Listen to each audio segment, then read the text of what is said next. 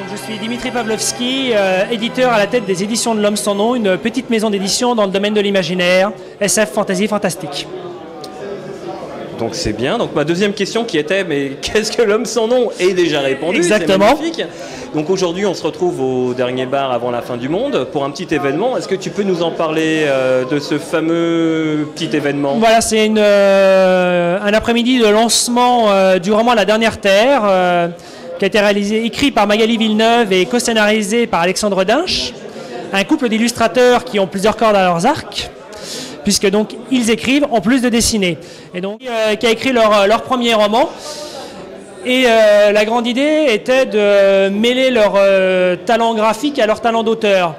On a ainsi fait participer de nombreux de leurs contacts illustrateurs, des gens qui travaillent chez Disney dans la BD, etc., pour proposer en plus du roman un livret d'illustration autour de leur univers.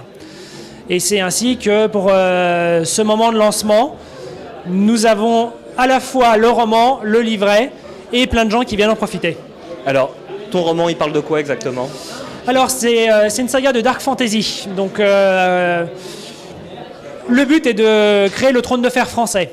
Voilà, on est dans le même genre de texte, très axé sur les personnages, la mise en ambiance, le côté politique, avec un côté fantasy assez léger, mais malgré tout présent. Donc, on suit la destinée d'un groupe de personnages qui se croisent et s'entrecroisent dans une cité extrêmement ordonnée, dans laquelle la présence d'un jeune homme venant d'une peuplade lointaine va provoquer quelques chaos inattendus.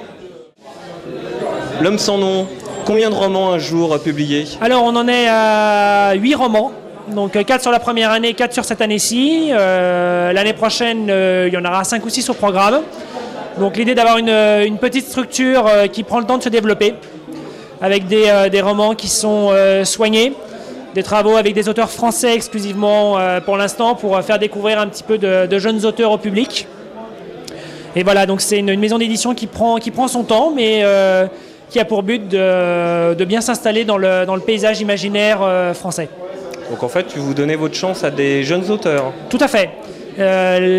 Tous les auteurs que j'ai publiés sont des auteurs dont il s'agissait du premier roman publié. Après, ils ont quelquefois d'autres textes dans leur placard, mais c'est le premier texte qu'ils ont soumis à un éditeur et qui a obtenu publication.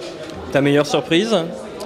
Ma meilleure surprise, c'est difficile à dire, parce que c'est vrai que chaque texte propose quelque chose d'un peu différent. On a de l'horreur, on a de la fantasy classique, de la fantasy un peu steampunk, mais j'aimerais mettre un petit mot sur un roman qui s'appelle Le Songe d'Adam, qui est un roman horrifique, fantastique, qui est extrêmement intéressant. C'est le seul one-shot que nous proposons. Et c'est vrai que les lecteurs de littérature imaginaire ont plutôt tendance à s'intéresser aux sagas. Donc je profite de l'occasion pour encourager la découverte du Songe d'Adam, qui est un roman magnifique, à la fois très intelligent et très horrifique. On les trouve où, tes romans? Partout, librairies spécialisées, librairies généralistes, les FNAC, les sites de vente en ligne type Amazon. Il suffit de taper le nom du roman, de le demander à son libraire qui peut le commander s'il ne l'a pas en stock. On est diffusé et distribué comme n'importe quel gros éditeur. Où peut-on retrouver les éditions de l'Homme sans nom sur les prochains événements dans les mois à venir? Sur 2013, on va pouvoir nous trouver un peu partout. Nous sommes régulièrement présents sur des conventions de jeux de rôle. Nous serons notamment présents aux rencontres de l'X à Polytechnique, à Lille lors des Croisades du Nord, ou encore évidemment aux Imaginales et à Comic-Con avec une grande majorité de l'équipe début juillet. Je te remercie beaucoup, Dimitri. Merci à toi.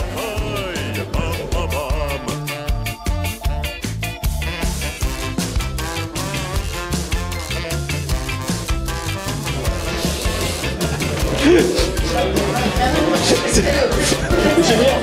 Une fois, ça fait un peu labyrinthe pour un rat. Il faut trouver le bon chemin pour les toilettes. On va pas rester longtemps, vous inquiétez pas. Mais c'est dur. Par contre, des trésors d'ingéniosité pour aller aux toilettes. Hein. Moi, je sais pas. Ils écrivent en plus de dessiner.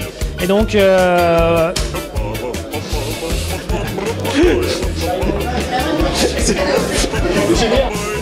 Alors moi je te propose un scénar, c'est un nouveau concept, c'est le trône de faïence. vu qu'on est à la croisée des Ouais, trois ça- toilettes du dernier Ça me bar. paraît pas mal. Je pense qu'il y a quelque chose à faire là, mais par contre, il faut choisir lequel des trois. Exactement. Filles Bien. ou garçons? Je préfère aller du côté des filles. Ouais, ça se tient. Bon. Bon, Bonjour Dimitri, est-ce que tu pourrais Bonjour, te Eric. présenter s'il te plaît?